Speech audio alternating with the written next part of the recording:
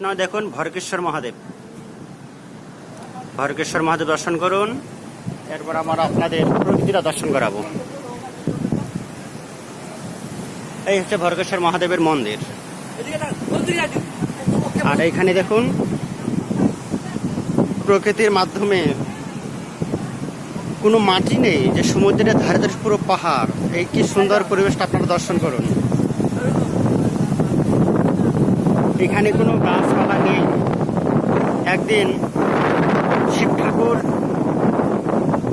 ভগবান কৃষ্ণকে বললেন যে প্রভু, তোমার সেবার জন্য গোকুলে আমি ভূতেশ্বর নামে আছি। তুমি যখন রাসলীলা করতে গিয়েছিলে তখন আমি তোমার কাছে গোপীশ্বর মহাদেব রূপে ছিলাম, তোমার সেবা করেছি।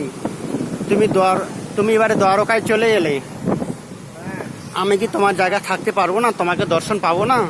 তখন ভগবান শ্রীকৃষ্ণ বলেছিলেন, ঠিক আছে, তুমি আমার কাছে ভরকেশ্বর মহাদেব নামে অবস্থান করো। ভরকেশ্বর মহাদেব, সেই ভরকেশ্বর মহাদেবের কাছে এইখানে ভগবান ভরকেশ্বর মহাদেবে অবস্থান করছেন ভগবানের নির্দেশে। তারপরে আরেকদিন প্রকৃতি মানে ধরিত্রী দেবী শিব ঠাকুরকে বললেন যে প্রভু, আমার খুব রৌদ্র হচ্ছে, তাপ হচ্ছে, আমার এই জায়গায় কোনো প্রকৃতির গাছপালা কিছু নেই, আমি খুব গরম পাচ্ছি। তখন মহাদেব বলেন, ঠিক আছে, আমি তোমাকে সবুজে ভরে দেব। পুরো দ্বারকায় দেখবেন কোনো পাষাণের উপরে মানে শানের উপরে শেওলা জমে না।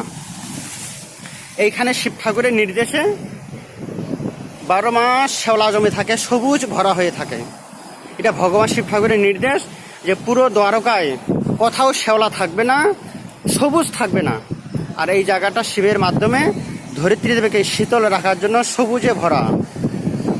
এই হচ্ছে ভরকেশ্বর মহাদেব ভগবানের নির্দেশে অবস্থান করে। দেখুন, আপনারা সমুদ্রটা দর্শন করুন।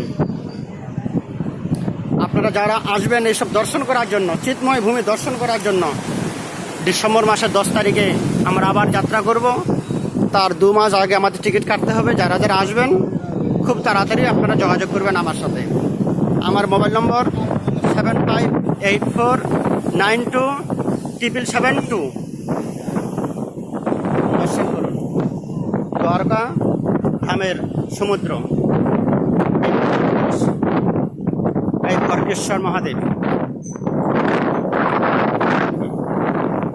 হরে কৃষ্ণ, সবাইকে ধন্যবাদ। হরে কৃষ্ণ।